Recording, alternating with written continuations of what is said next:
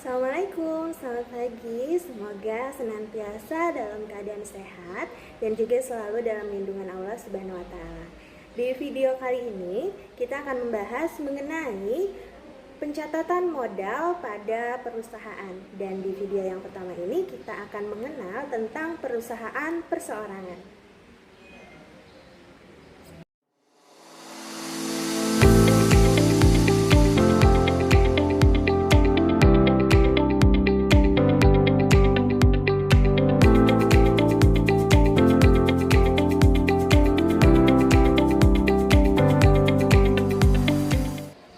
Perseorangan adalah bentuk usaha yang paling tua sekaligus paling sederhana. Nah, pengertian perusahaan perseorangan ini adalah perusahaan yang dimiliki, dikelola, dan dikendalikan oleh satu orang pemilik. Modal perusahaan ini berasal dari seseorang yang merupakan pemilik perusahaan sekaligus pengelola, pengusaha, dan juga pemimpin perusahaan tersebut. Perusahaan perseorangan tidak mengenal adanya pemisahan kekayaan antara kekayaan pribadi dengan kekayaan perusahaan. Selain itu, modal yang dimiliki oleh perusahaan perseorangan ini juga umumnya terbatas sehingga digolongkan ke dalam usaha skala kecil. Contoh dari usaha perseorangan ini bisa seperti toko mainan, kemudian warung, dan juga bengkel.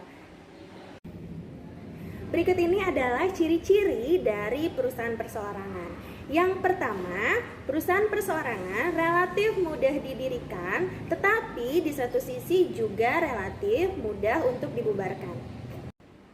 Ciri yang kedua yaitu tanggung jawab yang tidak terbatas oleh pemilik perusahaan dan juga dapat melibatkan harta pribadi. Ciri yang ketiga, perusahaan perseorangan tidak dikenakan pajak, tetapi ada kemungkinan dia dikenakan pungutan dan juga retribusi. Dan ciri yang keempat adalah seluruh keuntungan akan menjadi milik sendiri karena perusahaan ini dikelola sendiri oleh si pemilik perusahaan sekaligus si pemilik modal. Dan ciri yang terakhir adalah jangka waktu perusahaan ini tidak terbatas atau seumur hidup. Dari ciri-ciri yang disebutkan tadi, ada beberapa yang menjadi kelebihan dan juga kelemahan bagi perusahaan yang berbentuk perusahaan perseorangan. Kelebihan yang pertama adalah perusahaan perseorangan ini mudah didirikan dan juga sekaligus mudah untuk dibubarkan. Kelebihan yang kedua, pemilik memegang kendali penuh atas rencana, modal, kebijakan, dan juga keputusan manajemen dalam mengatur jalannya perusahaan. Kemudian yang ketiga, manajemennya bersifat fleksibel karena tidak ada anggaran dasar dan juga anggaran rumah tangga. Kemudian kelebihan selanjutnya adalah keuntungan yang diperoleh oleh perusahaan perseorangan ini dinikmati sendiri oleh si pemilik dan tidak dibagi kepada pihak lain. Selain itu, perusahaan perseorangan juga tidak dikenakan pajak dan karena pengelolaannya dilakukan sendiri oleh si pemilik dan juga penanam modal, maka rahasia perusahaan relatif lebih terjamin. Adapun yang menjadi kelemahan atau kekurangan dari bentuk perusahaan perseorangan yaitu yang pertama, terbatasnya jumlah modal yang dapat diinvestasikan ke dalam perusahaan tersebut karena setoran modal hanya berasal dari si pemilik. Selain itu, tanggung jawab pemilik juga menjadi tidak terbatas pada perusahaan dan juga adanya percampuran antara kekayaan pribadi si pemilik dengan kekayaan milik perusahaan. Dan yang terakhir adalah kelangsungan perusahaan tersebut tidak dapat dipastikan karena perusahaan dapat berakhir sewaktu-waktu, misalnya pada saat si pemilik perusahaan tersebut meninggal dunia. Jika kalian ingin mendirikan bentuk usaha perseorangan, maka ada syarat-syarat yang harus dipenuhi. Nah, syarat dalam mendirikan perusahaan perseorangan dapat dikelompokkan menjadi 3 aspek penting, yaitu modal, pembukuan, dan juga pembayaran pajak. Nah, kita lihat dari aspek modal. Pemilik sebagai entrepreneur harus menemukan sumber modal yang sesuai.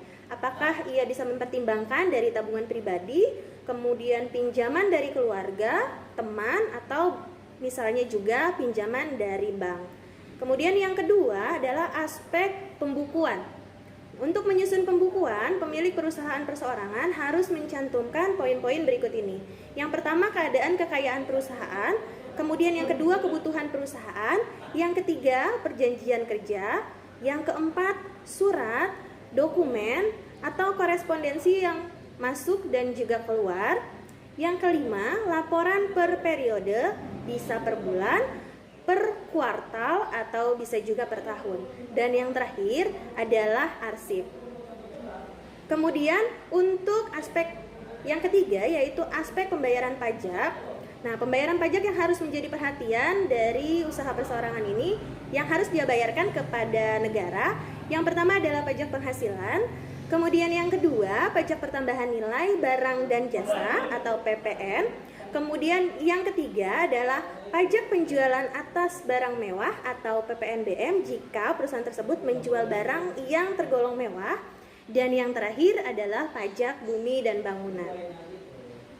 Pada saat ini, pemerintah lebih memperhatikan pengembangan usaha perusahaan-perusahaan kecil sebagai salah satu strategi pembangunan. Karena hal-hal berikut ini. Yang pertama, memperbanyak kemampuan produktif dari sumber daya manusia karena mereka belajar pada tempat mereka bekerja. Kemudian yang kedua, mengembangkan perusahaan kecil yang bisa melibatkan sejumlah besar sumber daya alam. Kemudian yang ketiga, dalam jangka pendek dapat memberikan solusi dari masalah pemerataan pendapatan dan juga masalah pengangguran. Dan yang terakhir, meningkatkan kecepatan perubahan struktur ekonomi di seluruh daerah dan juga penyebaran aktivitas ekonomi secara geografi.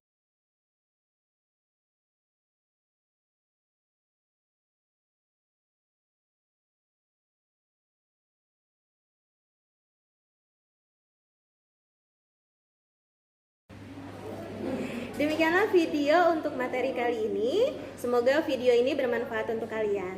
Selalu semangat dan juga selalu jaga kesehatan. Jika terpaksa untuk melakukan aktivitas di luar rumah, ingat untuk tetap mematuhi protokol kesehatan dengan 3M. Mencuci tangan, memakai masker, dan juga menjaga jarak. Dan sampai jumpa di video selanjutnya. Wassalamualaikum warahmatullahi wabarakatuh.